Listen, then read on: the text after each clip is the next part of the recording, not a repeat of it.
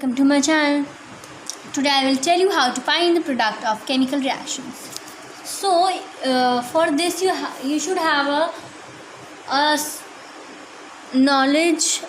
little knowledge of symbols of ions, which we studied in 9th class.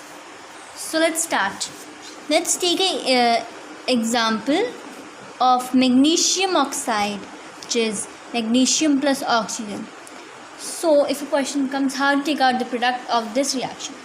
So first of all, the ion of magnesium is +2 and plus comes first and then minus comes.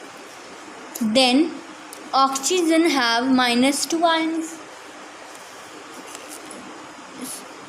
So as we studied in 9th class, they will crisscross and then it will form Mg2O2.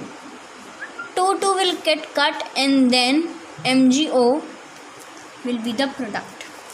It is a really simple reaction. Now let's take another example of the reaction of H2SO4. So in this example, water is getting formed, and we'll take zinc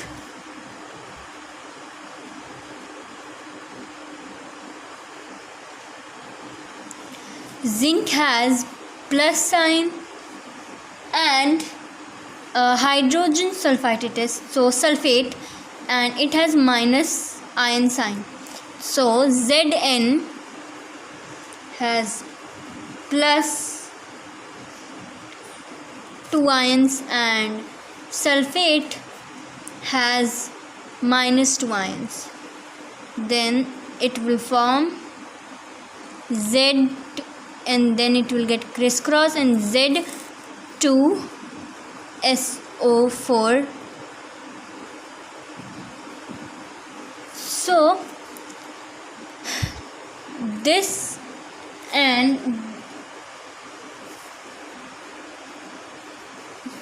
and then the 2 will get cut with these 2 and it will form ZnSO4 plus H2O. Let's move to a difficult example of potassium chlorate, and we have to decompose the potassium chloride. So the formula is KClO3. So it will form, and we know here is KCl, and it will produce oxygen, and it will form potassium chloride plus oxygen. Now let's take a more difficult example of double decomposition reactions, like NaOH plus H2SO4, which is a salt, and the product will be. So for this reaction, first we have to see which element is more reactive. So we know that sodium is more reactive than sulfate. That's why it will form Na2SO4 plus H2O. It will form water also. Let's take an example of barium chloride.